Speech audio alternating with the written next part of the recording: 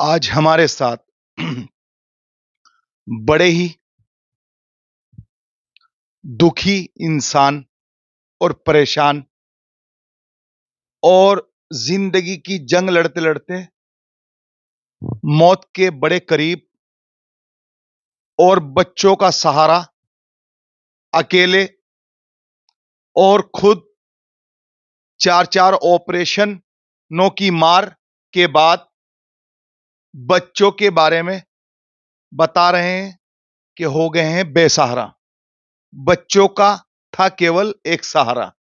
बात करेंगे हम, हमारे साथ मौजूद है। क्या नाम है आपका भाई? मेरा नाम शमसुद्दीन है जी। कहाँ के रहने वाले हो आप? कस्बा भोकरेडी। क्या हुआ आपके साथ? मेरे साथ ये हुआ जी, ऑपरेशन कराने गए थे जी पित्त की थैली का। हाँ जी। अब वैसे ही उन्होंने शुरू में दूरबीन से शुरू करा तो लैटिंग बड़ी आंत काट दी जी उन्होंने। और जी और चार चार ऑपरेशन करके जी पेट से लैटिंग का रास्ता बना दिया है। हाँ जी। अभी इस टाइम बहुत परेशान है जी हम। मेरे 5 बच्चे हैं। अब बस जी आत्महत्या करने का ही बस एक प्रयास जो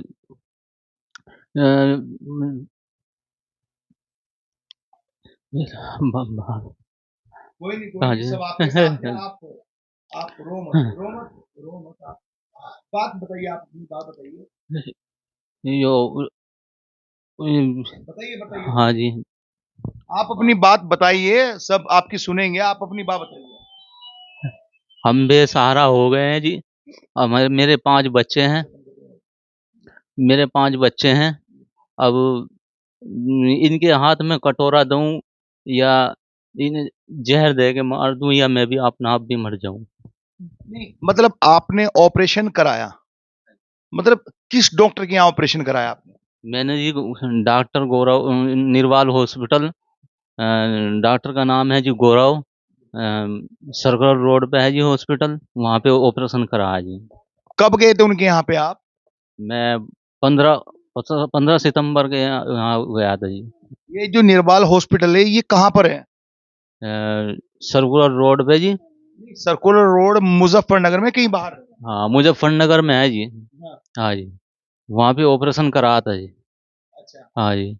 मेरे चार चार ऑपरेशन करके जी मुझे पहला ऑपरेशन आपका कब हुआ था? पहला ऑपरेशन जी 15 सितंबर को हुआ था जी। अच्छा। हाँ जी। और उसके बाद उस ऑपरेशन में आपको क्या परेशानी हुई? उस ऑपरेशन में जी मेरी आंत काट दी जी, बड़ी आंत, लैट्रिन वाली। हाँ जी। फिर मे- उसके बाद क्या हुआ?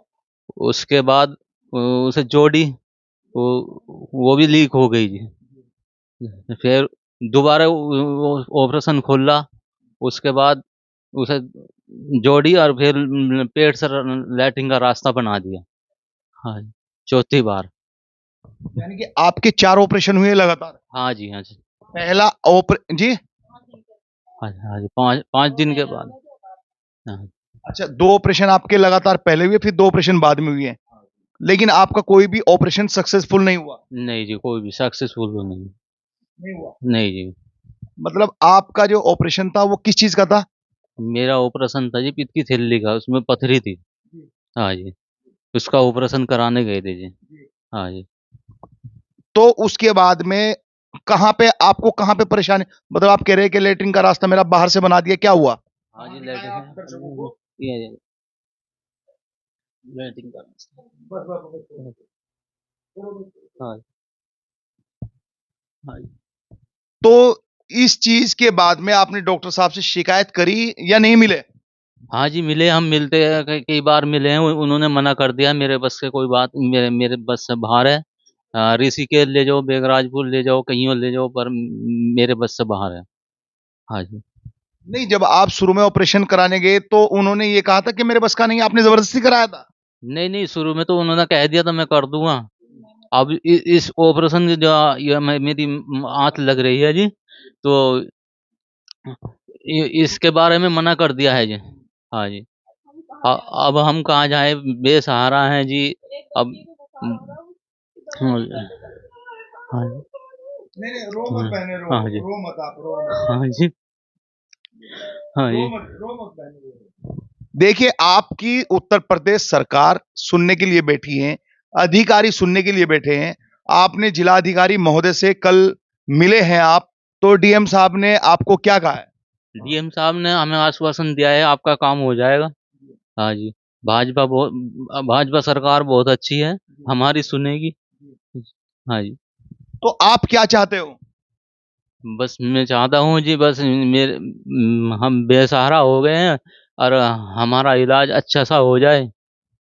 वो जो डॉक्टर है जिनके यहाँ पे आपने कराया था, उस डॉक्टर के कोई पर्चे-वर्चे हैं आपके पास? ये है जी पर्चे और एड दर्शकों को दिखाएँ आप। किस डॉक्टर का पर्चा है? आप दिखाएँ उठा के।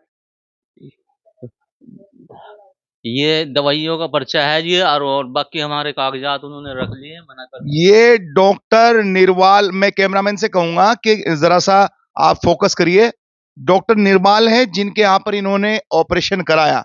लगातार 4 ऑपरेशन किए और 4 ऑपरेशन के बाद में जब ऑपरेशन में कामयाबी नहीं मिली, तो डॉक्टर गौरव जो निर्वाल हॉस्पिटल में बैठते हैं, उन्होंने पल्ला झाड़ दिया और साफ कह दिया कि अब आप कहीं भी जा सकते हो, कहीं भी हॉस्पिटल में करा सकते हो ट्रीटमेंट, लेकिन मेरे बस की बात नहीं है। क्या यही यही बात कहने से बात पूरी हो जाएगी?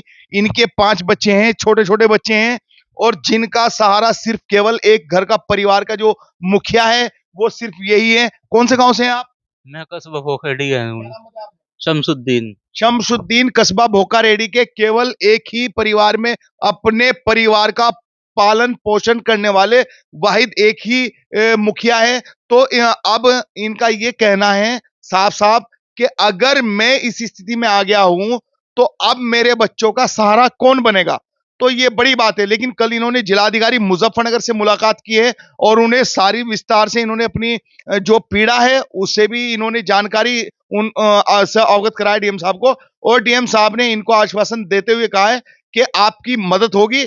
तो उत्तर प्रदेश सरकार से भी ये मांग कर रहे हैं कि क्या चाहते हो ऐसे डॉक्टरों के बारे में? इस डॉक्टर के बारे में हम ये चाहते हैं कि कोई सख्त से सख्त कार्रवाई हो, किसी और के साथ में ऐसा ना हो। जी। हाँ जी। इन, इनकी पत्नी भी यहाँ बैठी है, इनकी पत्नी से हम बात करेंगे। जी, आप क्या मतलब आप जो है क्या क्या हुआ पूरा मामला, क्या क्या चाहती हैं आप?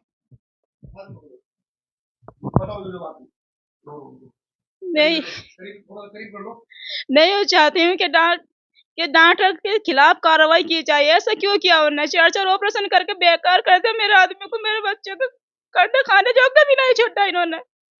अब मैं क्या करूँ ना? मैं कहाँ जाऊँ इन्हें बच्चों को लेकर? 5 बच्चे, एक बच्चे मेरा वो घर में पड़ी, उनकी दवाई के लिए भी नहीं पैसा है मेरे पास। मैं मांग के उन पे लगा रही हूँ। अब मैं कहाँ जाऊँ? मेरा आप क्या, कौन क्या सा चाहते हो आप? रो मत, आप क्या चाहते हो आप? मैं चाहती हूँ करीब रखो उसको, माइक को अपने। कि उनके खिलाफ कुछ कार्रवाई की जाए। जी। मैं ये चाहती हूँ कि मैं जो मेरे साथ हुआ और किसी के साथ ना हो ऐसा। जी, क्या नाम है आपका? समा परवीन। आप क्या इनकी पत्नी हो? जी। अच्छा, तो क्या आपके पास और कोई काम काज नहीं है? जी नहीं, मेरे पास कुछ भी नहीं काम काज। क्या करते थे आपके पति पहले? जी मजदूरी करते थे। लो लो, रो मत आप, रो मत, लो अब रो मत आप। इस वक्त जो है जो इनकी पत्नी है वो बहुत ही भावुक हो चुकी है, अभी बात करने की स्थिति में नहीं है। लेकिन उत्तर प्रदेश सरकार से साफ साफ मांग है कि ऐसे जो डॉक्टर है, जिन डॉक्टरों को भगवान का रूप कहा जाता है, ईश्वर का रूप कहा जाता है, और वही डॉक्टर अपने हाथ में जिंदगी को मौत में तब्दील करने वाली कैंची चला रहे हो, तो क्यों ना प्रशासन और सरकार की तरफ से उन पर कार्रवाई हो, और क्यों ना सरकार की तरफ से उन पर कैंची चले जो इस तरीके के एक आम जिंदगी के साथ में सिर्फ चंद रुपयों के लिए किसी की जिंदगी से खिलवाड़ कर रहे हैं। अगर ऐसे डॉक्टर पर कार्रवाई नहीं हुई तो इस तरह पता नहीं कितने मासूम बच्चे बेसहारा हो जाएंगे, और इस तरीके से ऐसे डॉक्टरों के हौसले बुलंद रहेंगे। तो शहादत हमेशा ऐसे जो मतलब इस तरह की गतिविधियां और इस तरह की मतलब बहुत ही ज्यादा निंदनीय है कि डॉक्टर ने मतलब 4 ऑपरेशन करने के बाद भी मतलब वो ये कह दिया। डॉक्टर का फर्ज था कि डॉक्टर इनके साथ खड़े होते और इनके परिवार का ध्यान रखते। क्योंकि परिवार बेसहारा हो गया है। शमसुद्दीन इस वक्त बहुत दुखी हैं। तो अब कहीं ना कहीं आखिर में उत्तर प्रदेश सरकार से, शमसुद्दीन भाई आप भावुक ना हो, आप अपनी बात रखिए, क्या मांग करना चाहते हैं? बिल्कुल सरकार आपकी मदद करेगी। सरकार से जो है जी, हम सरकार से मदद चाहते हैं। हाँ जी, सरकार से मदद चाहते हैं, और भाजपा सरकार बहुत अच्छी है।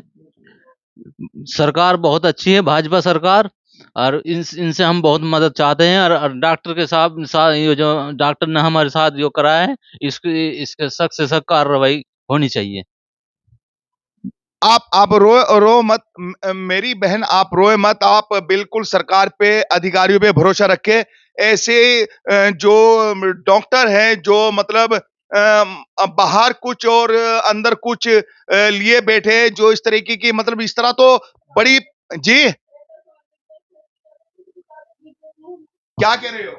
अल्ट्रासाउंड, खून की जांच है, कुछ भी नहीं दिया, कुछ भी कागज नहीं दिए हमें। अच्छा, जब आपका ये केस बिगड़ गया तो सारी जांचें अपने पास ही रख ली उन्होंने? अच्छा, ये डॉक्टर से आपको किसने मिलवाया था? डॉक्टर साहब के पास ये हमने एक मुदस्सिर नाम का लड़का है, एक साकिब नाम का लड़का है, वे ले गए थे जी हमें। उनसे कहा नहीं आपने कि आपने ऐसे डॉक्टर के पास में हमारा ट्रीटमेंट कराया है जो क्या नाम हमें हमारी जिंदगी को मौत में तब्दील करने में लग गया है?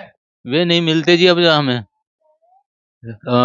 मना कर देते, हमें मिले ही नहीं। डॉक्टर से लाख दुहाई देने के बाद भी डॉक्टर कोई सुनवाई करने के लिए तैयार नहीं। लेकिन अब शाहलट खास करके प्रशासनिक और शासनिक और उत्तर प्रदेश सरकार से ऐसे पीड़ितों की जो दुहाई है, जो गुहार है, जो इनके आंसू इस वक्त जो है मतलब रुक नहीं रहे, भावुक हो रहे हैं। इस वक्त बैठे हैं कैमरे में, ये 4 बच्चे इनके यहाँ पर है। एक बेटी बुखार से घर पर तड़प रही है, उसकी दवाई तक के इनके पास पैसा नहीं है। तो क्यों ना ऐसे डॉक्टर पर कार्रवाई हो? सभी दर्शक कमेंट में जरूर बताएं कि ऐसे डॉक्टरों के साथ में प्रशासन को और शासन को और उत्तर प्रदेश सरकार को क्या करना चाहिए, क्योंकि ये बहुत जरूरी बन जाता है ताकि कल को इस तरह के गरीब जो बेसहारा लोग हैं, जिनके पास में चंद रुपए ही होते हैं अपने ट्रीटमेंट कराने के लिए, और वो पैसा लेकर जाकर डॉक्टर के आंगन में रख देते हैं, लेकिन डॉक्टर सिर्फ उसको तिजोरी में रखकर अपनी जिम्मेदारी को पूरी मान लेता है। ऐसे डॉक्टरों पर मैं चाहता हूं, शाहलट की तरफ से खास मेरी अपील है कि इसकी जांच कराई जाए और तुरंत ऐसे डॉक्टरों पर कार्रवाई होनी चाहिए, जांच कराकर। आप देख रहे हैं कैमरामैन सोनू मलिक के साथ अरशद राणा की एक खास रिपोर्ट, मुजफ्फरनगर, उत्तर प्रदेश। जब डॉक्टर के पास आप जाते थे तो क्या कहते थे डॉक्टर साहब?